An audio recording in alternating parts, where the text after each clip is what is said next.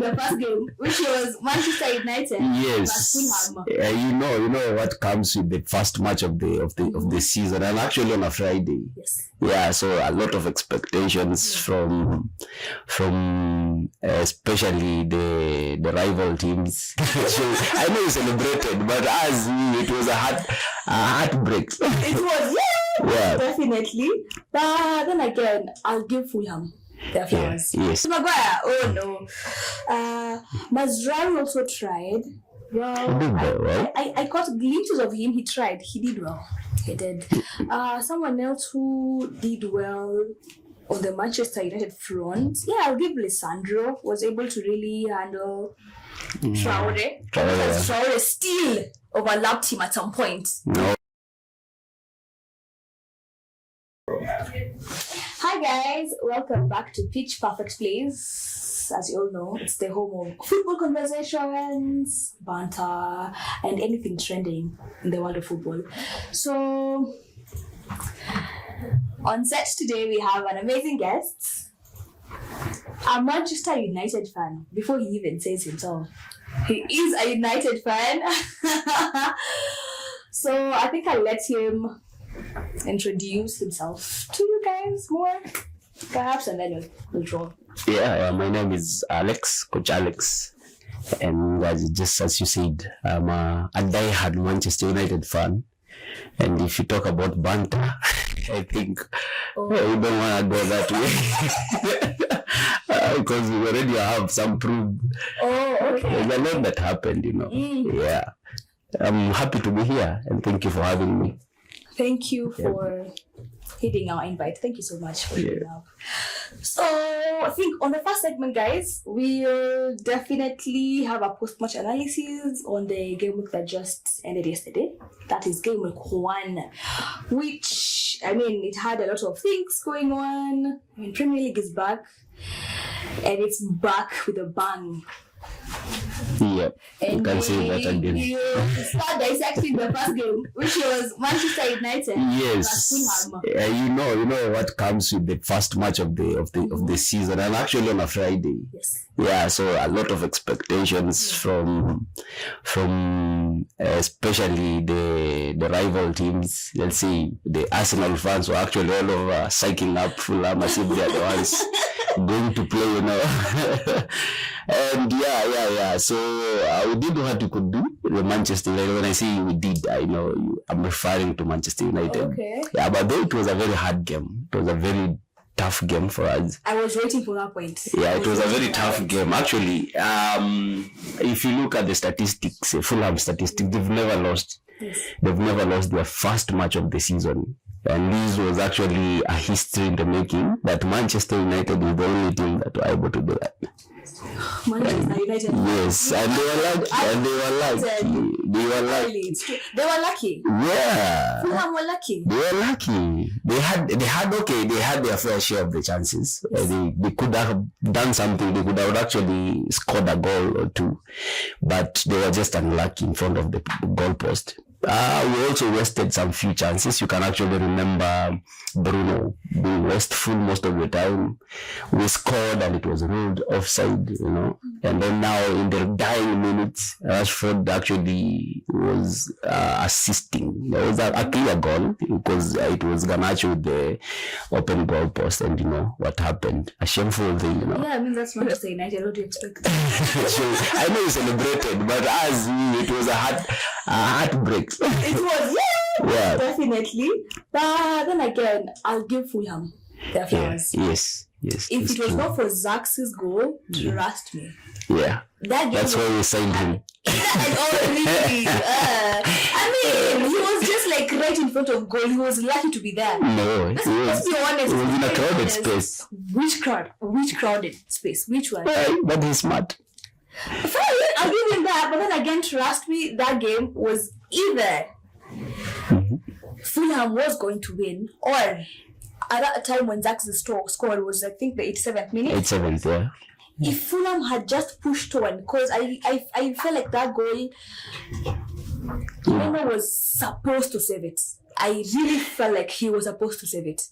I think it's just very hard for us actually to blame Leno, because you can actually see where Zaxi actually converted that ball from. It was actually inside the 6-yard box, Inside the 6-yard, anything can happen, most of the time you find you get unless if you have the high reflexes, only Raya who did whatever he did. But for Leno, if you're giving me the example of Raya, then that shows you that they're there. Well, there is very good goalkeepers, and that is why Neto left Arsenal.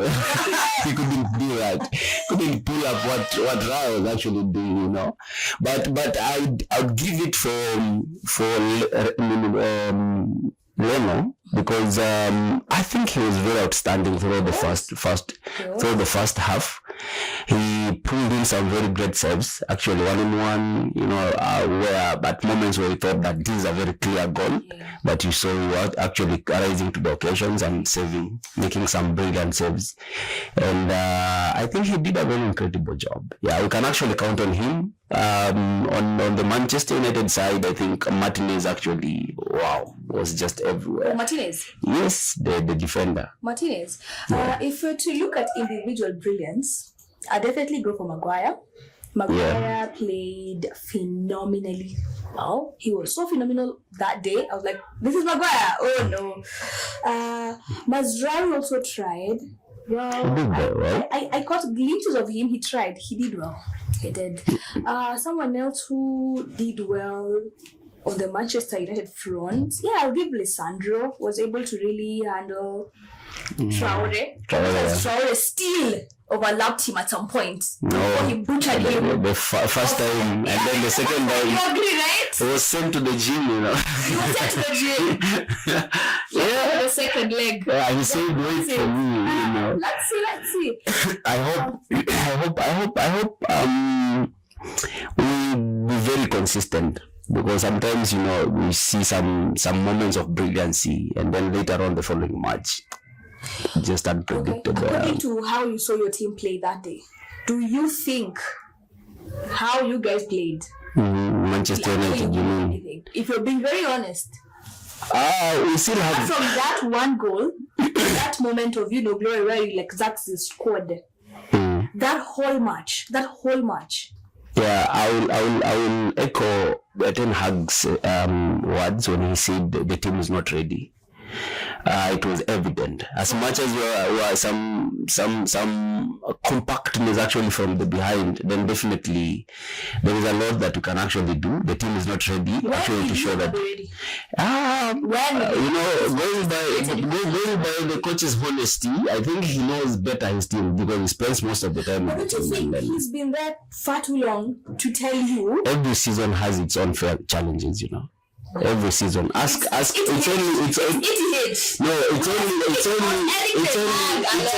only the likes of Arteta, the likes of Pep Guardiola will not say that their team is not ready. But if you look at their actions, you know that actually the managers out there, they know it's actually a very tough season. No one can actually predict anything right now. Him say your team is not ready. He has been with the team. He has been with the team, and he knows. Okay, you know your team as well. Yes. Do you think your team is not ready? Putting ourselves at where Manchester City was last season, we're also struggling. No. Please don't compare to Manchester City.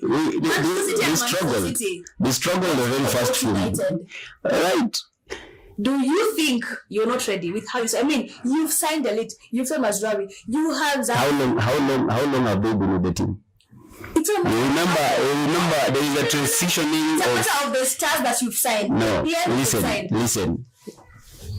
It is an issue of you're transitioning from a different manager who has been using a different philosophy with a different style of play. It has been with ETH. Mazraoui has been with ETH. But now that was a different team. Because every team has a style of play has not changed, and you know it.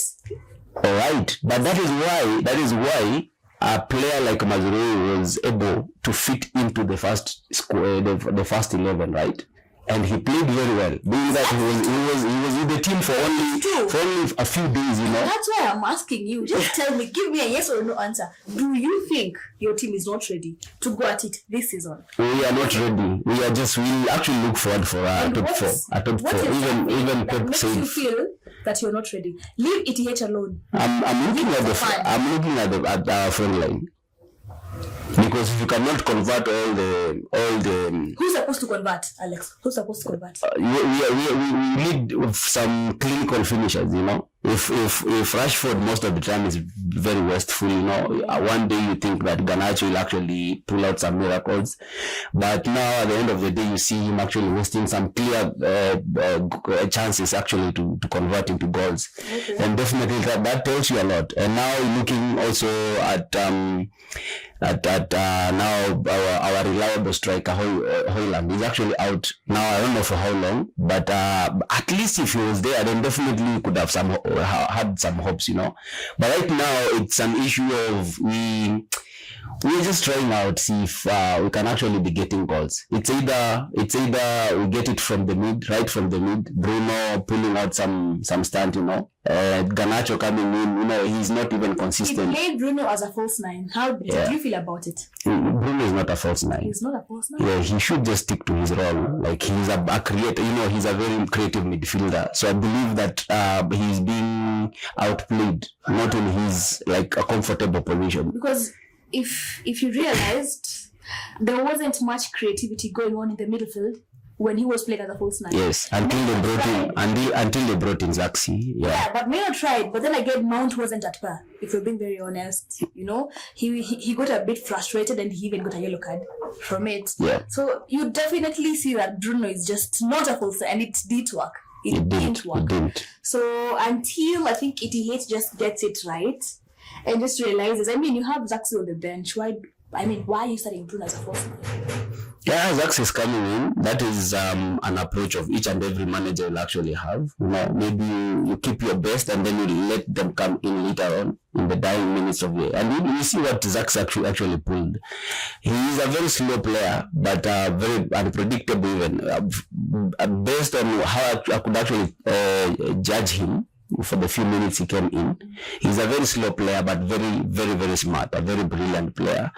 And himself said that he's not like a 9-9, he's a false 9, meaning that we also need a top striker, right? Okay. Someone who can be complemented by Zaxi. Mm-hmm. So I think we have a long way to go. It's just a team that they call them projects, you know. So it's a project like Chelsea. Oh shoot, no. Yeah, Chelsea, you don't have a ceiling. Chelsea don't have a ceiling. I hear you. Zaxi having his baby goal, and also give it to Fulham. So you play Bruno as a false 9, and you have Zaxi on the bench. Yeah, every manager has his own approach for each and every match. Okay. So for Ten Hag, he has his own reasons why he kept Zaxi on the bench and brought him later, and playing Bruno as a false 9. Which at some point for me I'd say it almost worked if we had converted all the chances we had. Mm-hmm. But I would prefer him being played as a creative mid right from the heart of the midfield going forward, because all those killer passes we really needed them, you know. There's some time when he came back, you could see him feeding Rashford, you could see him feeding our front line, you know, very well, and we were most of the time very dangerous behind the Fulham defense, you know. Okay. So I prefer him at the heart of the midfield instead of playing as a false 9. Yeah. Fair enough. I think I'll also give Fulham the applause, honestly. The defense was phenomenal until when Zaxi scored that goal. Yeah. Smith Rowe, we saw glances of Smith Rowe. Yeah, but Arsenal, but not all that. I mean, he can do better. But of course, you know, he's picking up. It's a new squad. He has to integrate.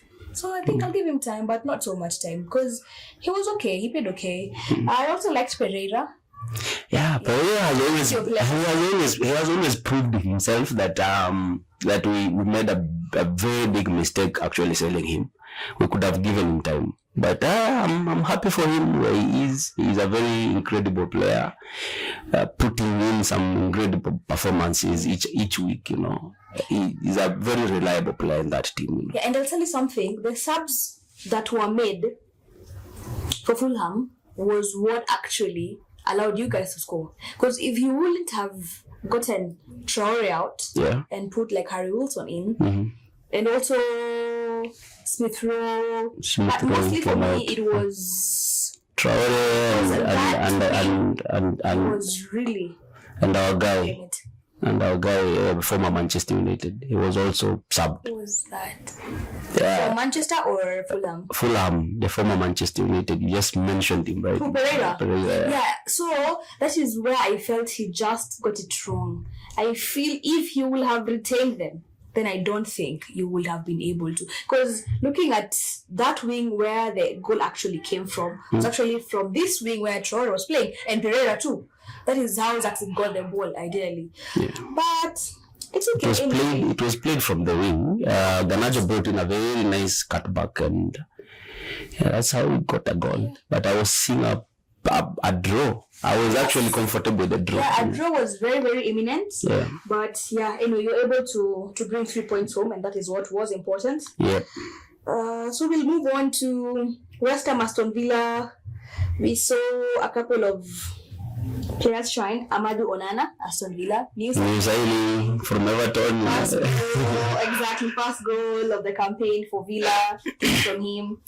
We had Paqueta equalize for West Ham. Then we have Duran, who was actually linked to West Ham. Yeah, Duran is a very good player. He's just an awesome player in front of the goal. Yeah. And West Ham, I had actually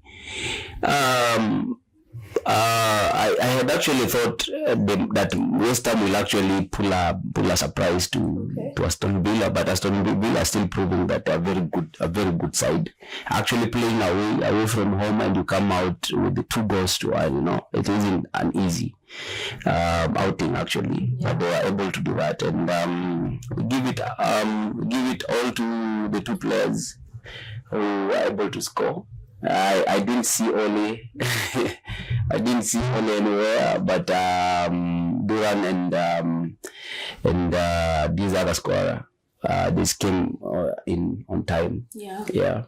Because actually Watkins got subbed. I think he didn't have such an amazing game that day. So he was subbed in for, I think, Duran. I don't know if maybe he didn't have enough time to train with the team, because they're just coming back from the international. He was actually widely involved in the England outing with their team in the Europe. Just concluded Europa Nations League, not league tournament. Yeah. So maybe give him time. He's a poacher. Yeah, he's a poacher. Yeah, most definitely. Also West Ham, Julian Lopetegui, I definitely will give him time for the West Ham fans. Yeah. He's an amazing coach, and I know he'll deliver. One thing I know is that he'll deliver, and he's also gotten a couple of good signings. Yeah. If they only, gel and integrate well, then I think West Ham will be a bad side. Yeah, I've given them that. Very true. West Ham will be a bad side. So moving on, we'll speak about Liverpool versus Ipswich. Yeah, another exciting match. Very exciting. Very exciting. Ancelot's first game of the season. Ipswich from Championship. Yeah. How did they were a very good side at the Championship, and also they put in a very good play in the first half, denying Liverpool a chance to score. Okay. But maybe Liverpool were actually just reading their pages. They knew very well what time to come in. Yeah. But all I can actually say, Ipswich were just chasing the ball throughout. Because if you look at the statistics, Liverpool had the ball most of the time. Only that the right time to come in and utilize on some of the chances they created. And you see actually Salah assisting and also scoring. scoring. Diogo Jota was actually on target, registering his name on the score sheet. It was an amazing outing for them. Yeah. Though it wasn't an easy side, Ipswich. Maybe they also have to get used to a very intense Premier League. They've been out for quite some years. Yeah, they have. Oh, they have. That's for sure. But I think they tried as much as it's Liverpool, and it's always that way. Liverpool, first game of the season, always has to be against a new side, and you say, and they always trash them. Yeah. And Salah again on the score sheet as always. Yeah. Jota also doing phenomenally well. Trent Alexander-Arnold was also, magnific. The defense was so good because they didn't register any goals. They didn't concede any. They kept a clean sheet. They kept a clean sheet, which was also what they needed to use. Gravenberch a little bit struggling in the midfield. Yeah, Kwanzaa was also. If it happens that some of their very good players get injured, then definitely also struggle, because a season is a long season, and then you also have to know that they will also be having other midweek matches. Also European campaigns. Yeah. So you really need to have a squad depth, and I believe that is one thing that maybe the management failed actually to bring in some other good players. But we've also seen some good players actually rejecting offers from Liverpool. Zubimendi is one of the outspoken names actually. Okay. Yeah. So but he refused. He openly rejected another player. So hopefully they will have a brilliant season, but on the side of squad depth, they might do something in the next window maybe. Okay. Yeah. Liverpool fans, how do you feel about Ancelotti's first game? You won. That was very, very vital for you. Also, just looking at how Ancelotti's tactics are, his style of play, how do you feel about it getting into the season? Do you think he'll hold out in the long run? Do you think he'll still go for Silverware or not? I don't know. Please comment and let us know how you feel about this new season. Arsenal versus Wolves. Yeah. Arteta's boys, how did they perform?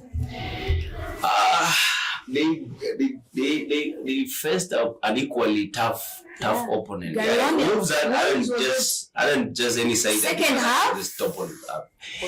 They almost conceded from a very silly mistake from Saliba in the second half. Okay. But they carried the day. They scored 2 amazing goals.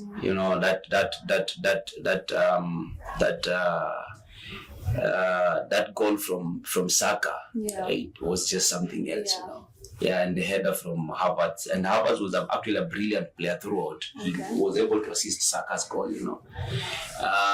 They also have a very good squad. They have a squad depth. They're also looking at some of the players on the bench. Calafiori was an unused sub, but we were just looking forward to see how he could actually. So I think next game he might play. He might play. He might. Maybe Arteta decided to give him time to fit into the squad and fit in his style of play. So who knows? But we know he's a very good player from Bologna. He played very well throughout the last season, and I believe he'll bring in something else apart from what we've always been seeing. He's a very brilliant player who can move forward with the ball. He can actually assist. He can shoot. He can score. So I think Arsenal is also a team to watch. It's always been a team to watch. It's always been a team to watch. It's not an easy side. But again, will they win the Premier League finally? Do you think this is their season? Everyone is actually betting for them. Yeah. Really? Everyone is actually. You are United fan. Are you betting for them? Are you betting for them? I know they've been very consistent throughout. Now this is the 3rd season. I've never seen anything wrong with the squad. Okay. They always succumb to very, very few injuries, you know. Their level of performance is always top. Last season, they managed actually to get some very good results from Man City, the eventual winners, champions, you know. And if they retain the same performance throughout the season, who knows? Maybe they've already worked on the mistakes they experienced last season. So right now, they are in for it, you know.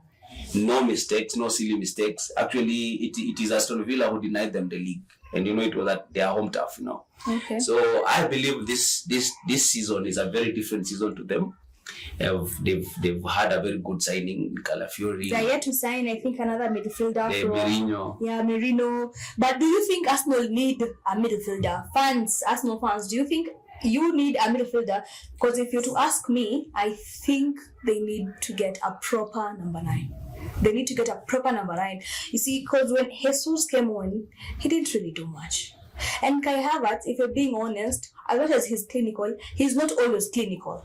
Yeah. Okay? Yeah. And you could have such a, phenomenal back line. Now, they have a very nice back line, solid one, mid, okay, fine. They could bring Merino, but then again, you have Partey. Okay, who I'm actually seeing is very fit, and he played. Partey struggled through in the initial stages of the match. He really struggled. But he really struggled. He picked up later on, but I think he'll need a backup because Jorginho might not be good enough for him. But I'll ask you, and I don't know if Arsenal fans have asked themselves, if perhaps Saka today goes down injured, then who will fill that spot? Who will? Don't tell me Trossard. I know it's Trossard who will have to, but is Trossard a true Saka's position? Like, is he? If you're being very honest, yes, he's versatile. I know he uses both feet. Trossard is a diverse player, kind of player. He can actually play in any position you put him. But who will show up like Saka does? Saka is a player, if he gets injured, actually that team will really miss. They will miss Saka. Because I remember even last season, he got injured and he missed like 2 or 3 games. And they really struggled. Yeah, so I think they need his backup. They need someone who in the long run. They need to really consider that, and definitely, as well as I'd definitely say Arteta needs to get a proper number 9. Yeah. Proper number 9 to finish these crosses, from Martinelli and Saka, and also chances from Odegaard and all. Havertz is doing phenomenally well. I'll give him that. But he out of 10 he could get 2. Yeah. And you need a striker who's able to at least get 5 or 7. If you asked me if I was an Arsenal fan, I would rather have Nketiah coming in than Jesus. Nketiah is a very, very... He's a proper 9. A proper 9. He's a proper 9. He's a proper 9. He can actually convert chances. Yeah. But Jesus is more of like a flair kind of number 9. Yeah. He wants to do a lot with the ball, But Nketiah knows his positioning well. He's very dangerous. He has the pace, He's always on target when he shoots. So, but I would rather actually go for Nketiah than Jesus. Let Jesus actually come in just to give us like a nice game, Yeah. We see all those players that they're putting. Yeah. Okay. Yeah. But they were still able to get a win against Gary O'Neill's side, which was very important for them, beginning of the season. So, of course, Arsenal is a team to look out for. Yeah. Going forward, they have a very good side, tactics are, in place, proper. Their defense is also, good. I mean, we can only hope to see them keep going. Yep. Maybe this could be their season. And also probably not. Only if they avoid those mistakes they made last season. They easily could have won the league if they were able to beat Villa. Yeah, I think Villa is where they lost it. Yeah, Only Watkins. That was That's the pickpocketers. It was pickpocketed there. Arsenal fans see sent pickpocketers to his players. Anyways, Nottingham, Bournemouth. An exciting outing as well. Yeah. Nottingham failed to capitalize on the advantage they had, actually scoring in the early stages of the match, but later on, the Bournemouth equalized. But always Bournemouth is a very unpredictable side. It's a tough side. A very tough side. It's not an easy side to just go and think that you'll collect the maximum points. Without Solanke, Semenyo came through. Yeah. Semenyo was on the score sheet. Actually, in the dying hours of the game, the dying minutes of the game. Yeah, the 86th minutes. Right. I believe I also give them time. They are not a relegation bound kind of a team. No, they know. But they Nottingham. This season, I think they are going down. Yeah, it could be. But I mean, it's only the first game. Let's see how that goes. Yeah. Newcastle, Soton. Put in a brilliant and amazing performance. Nick Pope. Yes. The keeper, the Newcastle keeper. The saves. Oh.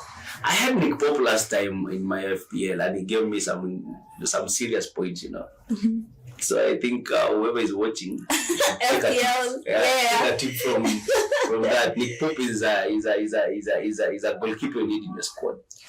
Yeah, because he puts in performance after performance, like day in, week out.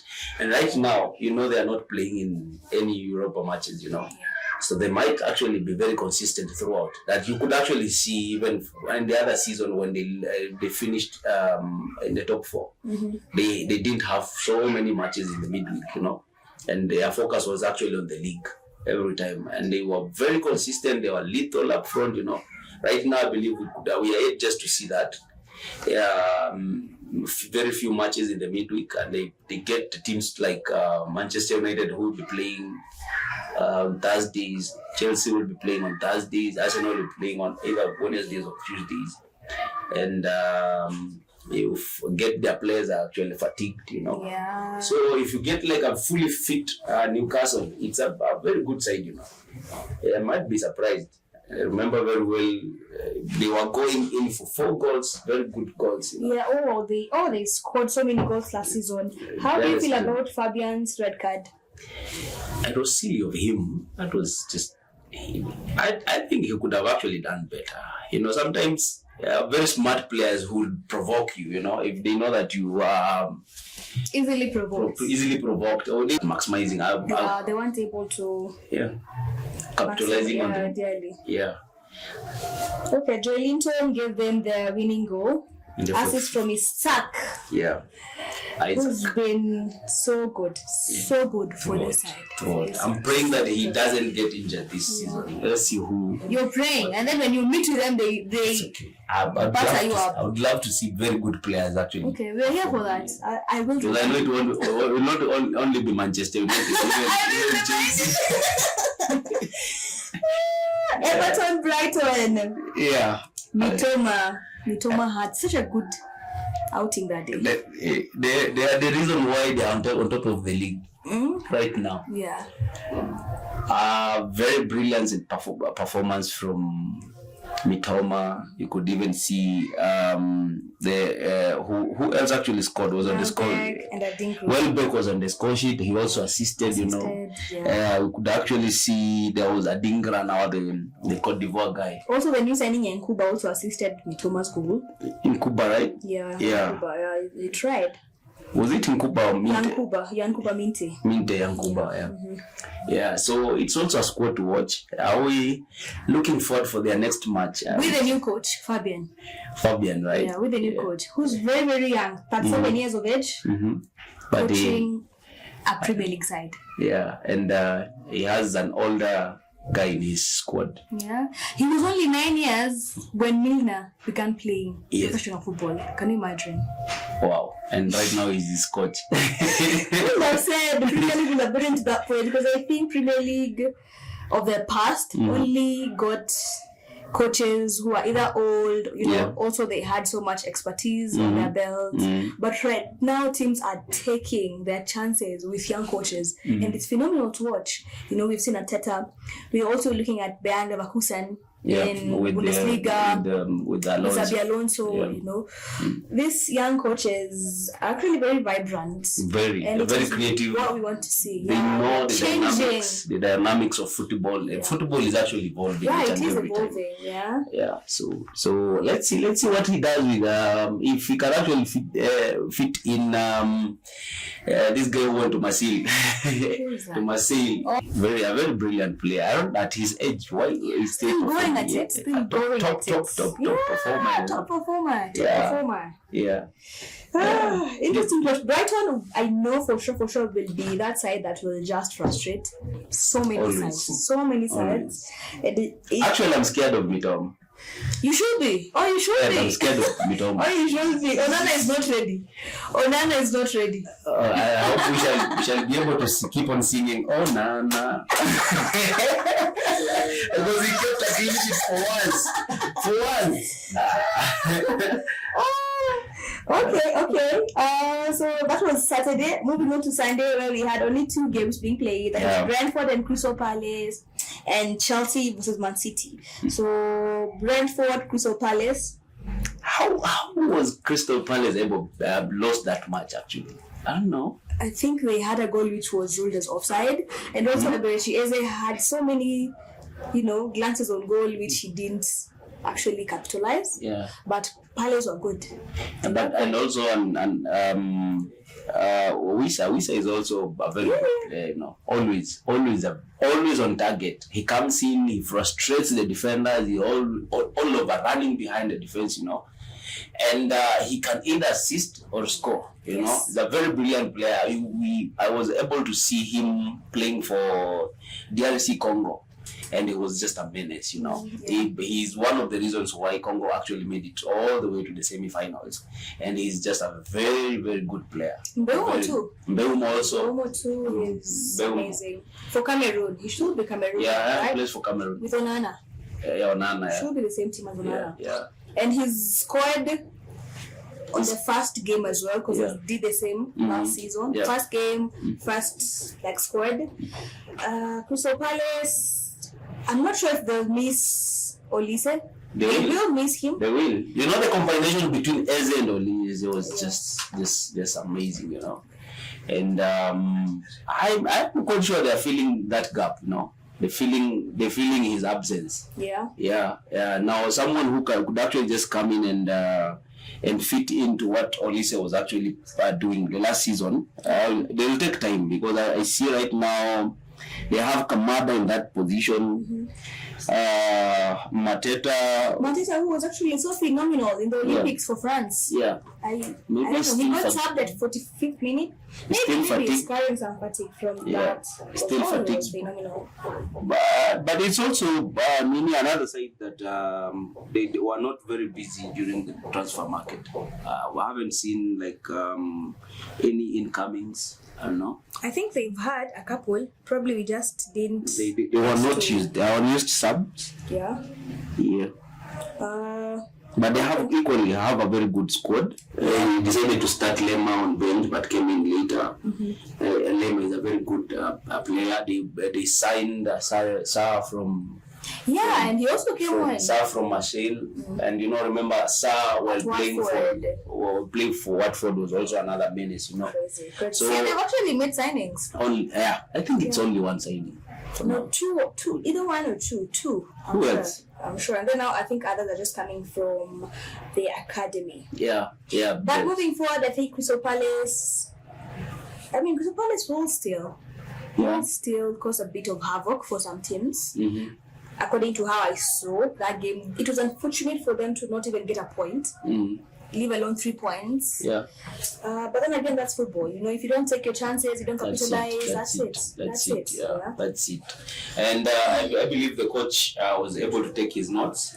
Sometimes in coaching, you see you formulate your own problems. The coaching problems. So you work on them in the next training sessions, and we'll see a different side. Absolutely. Moving on to, I think, the biggest game of the weekend, I'd say. Chelsea, Manchester City. Yeah. That game, how did you see it? Man City played well. I I just love the courage Pep Guardiola has and the confidence he has in his own players. You know, if it was any other coach, I'm saying this for free. If it was any other coach and you have your best players actually coming back, you'll still use them. But now, who's Pep? Pep decided to put Pedri and Walker on the bench because they didn't train with the team. But you could also see that he decided to use Kovacic, who scored actually that game. He also used, I believe, this other guy was very brilliant, their captain. Why is his name actually De Bruyne also was very, very good. And now there's no saying Savinho. Savinho was a menace. He was terrorizing on that flank. You ask Cucurella what he saw. I'm telling you, he actually lived to tell a story. Whatever he was actually facing on that side, that guy is just a brilliant player on that flank. Unfortunately, he was not able to score, but that could have crowned it up. A very brilliant player, a lot of cutbacks, take-on is very good, you know. Okay. And I know he has always been on loan throughout because he was a choice player, but last season he played in Girona, and you could see how Girona actually performed in the La Liga, being able to finish top. He finished the second, right? And now coming back, and that is the reason why even Man City were tempted to sign him, and you could see the kind of performance he put in. But generally, Man City played very well. One thing I'm just scared of with Chelsea is their front line. I don't know why they cannot actually capitalize on the chances created, because they had so many chances. I thought at some point they will equalize and put in a second goal, but I don't know what happened. You could see Jackson was very wasteful, just shooting for the sake of shooting. You could see the likes of Nkuku was actually everywhere, yes, but now the end results, nothing. But Chelsea have a good squad. They just need to work on those areas that they are not doing better, and especially putting the ball behind the net. Okay. Yeah. Fair point. Coming from a Chelsea perspective and a Chelsea fan, I'll definitely say that there were takeouts that we took. The boys played well. I'll give that. And City at some point knew that a goal was incoming. Yeah. And like some 10 minutes of the first half and also second half, as much as Jackson wasn't able to capitalize his chances, I believe that City's defense was not it. No. It was not it. At some point it was porous, and we could see, because Jackson actually scored a goal which was then called as an offside. Offside, yeah. Okay, and even those chances where it was just a bit of miscommunication between Enzo and Jackson, and then Jackson is always Jackson, just so wasteful, and I wouldn't want to have him up front. As a Chelsea fan, and also I'm sure so many Chelsea fans reckon, just playing Nkunku as a centre forward, where Enzo Maresca also got it so wrong. Playing Nkunku as a winger. He's not a winger. He's a centre forward. He's not a winger. He will either play as a striker or behind a striker. Yeah. Playing so Cole Palmer. A false nine, he can do better. Yes. Yeah. Playing Cole Palmer on the wing as well. Cole Palmer is a CAM, central attacking midfielder. He's not a winger. Where did he play last season? Most of the time from the flanks. He was actually coming from the flanks inside. That is where we had Madueke. But Palmer was here. Madueke used to come in later on in the game. That's not exactly, but remember how they paired. They paired. It was either Cole will assist Madueke or Madueke will assist Cole. Ideally, Cole is a CM. Cole plays where KDB plays. That is why Cole left City. Because he knew there's no chance for him there.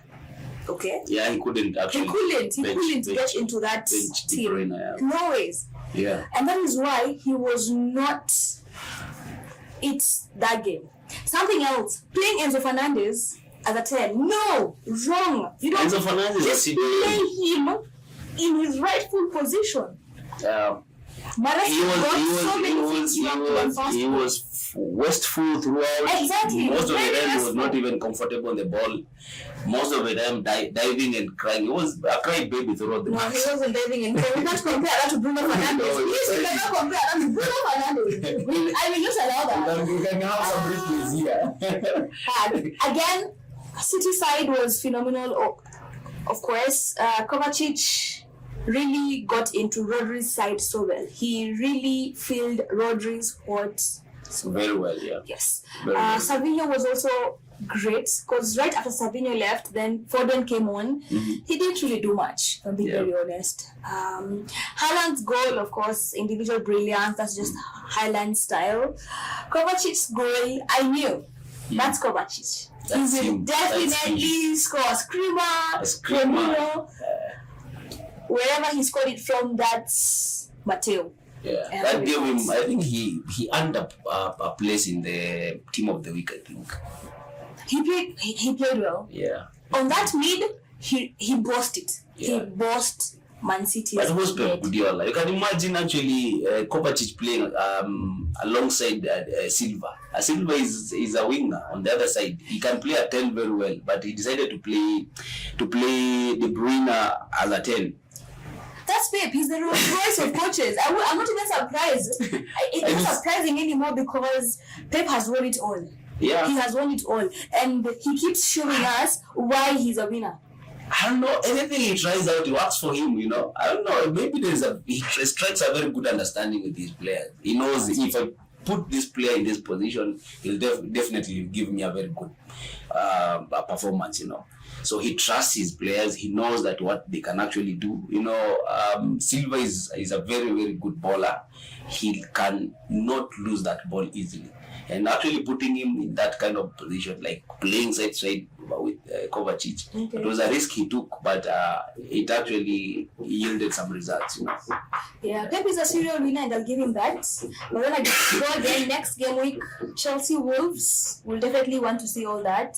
Also, having signed Joao Felix, which is, confirmed now, should have gotten to London already. Done his Chelsea. medics. Yeah. Joao Felix. So I really want to see how Enzo Maresca goes about it. He has so many players, the squad, he just needs to stop getting into his head. He just needs to play players where they're supposed to be played, or else he has it wrong again. It's that simple. Pep said you give him time. He has worked with Pep Guardiola before, and Pep knows That's him very well. fine. Pep has also worked with ETH. Pep has also worked with Arteta. Okay. And he has always said give them time. That has always been his Pep has way. always said, he said we give Pochettino time. He said we give Graham Potter time.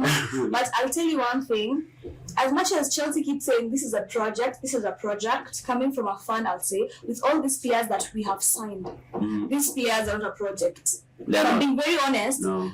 We have very interesting signings, and I'd want to see them go for a silverware. Yeah. I would. At least It's this fine. season. I will give him this season. I will give Enzo this season because he also needs to integrate with his Conference players. League is easy.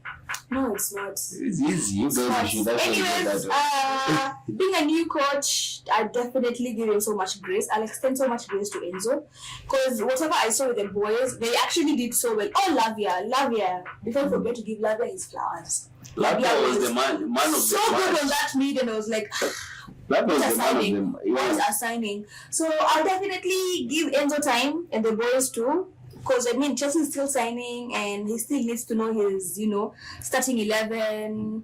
Until we get there, then probably. I don't know why Maresca decided to sub him, yet he was the only thing you had in that midfield. He was the only thing. You could actually see his work rate. It was just like something else. I'm sure Top it's notch, trickled yeah. down to, tactics. I'm sure it trickled down to tactics. I mean, who are we? The coaches know best. I definitely didn't want Lavia out. So you said who was struggling throughout. No, he didn't struggle. He was overshadowed by Lavia, I think. But you see, Lavia's Lavia's position and Caicedo's position are two different positions. CDMs side to side. Remember, Side to side. Enzo played as a... As a 10. Exactly. So who was actually giving those balls? It wasn't Caicedo. It was Lavia. Caicedo was a defensive mid. Then Lavia was given the role to go up front. Yeah, when they're attacking, Yes. transition from Caicedo wasn't pushing the ball forward. He was actually falling back while the ball was, box. when they were defending. Yeah. Yeah, exactly. Anyways, that's about Chelsea and Manchester City. What do you think? Are you ready? Yes, we are ready. Unlike Manchester United fans, Chelsea, we are ready. So you're winning something this season. Let's see how it goes. It's only the first game week. Okay. Yeah, but me and my team, we're ready. Alright. We're ready. Winding up the game week, we had Leicester and Spurs play Monday Night Football. Oh. Vardy equalized. We were really hoping to see Solanke, do something, probably assist or even get a goal. And Son as well. But Pedro Porro, who has been phenomenal during pre-season, rose up to the occasion as always. So, yeah. So unlucky that he picked up a knock. Then there is maybe he might miss. It's a 75% chances of him showing up for the next match. But he played really, really well. Actually, also scoring the only goal for Tottenham that night. And Leicester have also just shown that they deserve to be in the Premier League. As much as they did a lot of following or just chasing for the ball, but they've shown that we are here to stay. We can actually pull some surprises. They scored actually in the early minutes of the second half to equalize for that goal that was scored by Porro in the first half. But I believe Tottenham could have done better. They could have actually just capitalized on the chances they were creating. Well, Ange said that in his second season he wins titles. So let's see. Let's see if he lives up to his Hopefully statement. the draw will not actually demoralize him. Well, he was seen holding his head at the end of the game, so I don't know. Big Ange. Yeah, and Still Leicester have a new signing, Benoit from Brighton. Though he came in later in the 79th minute. I really was looking forward to see what he could actually do in a new side, Okay. But he's a brilliant player. You could see what he could do at Brighton. Maybe in the next fixture we'll see what he brings in Leicester. But Leicester have an equally good squad. They went with it down there and they came back. Lindy are still there, Yeah, the likes of Vardy, Mavididi, they are also there. They're all going hard for Leicester. Nafai still with the team. Yeah. Let's see how the season unfolds for them. Sure. All right. That was the last match, right?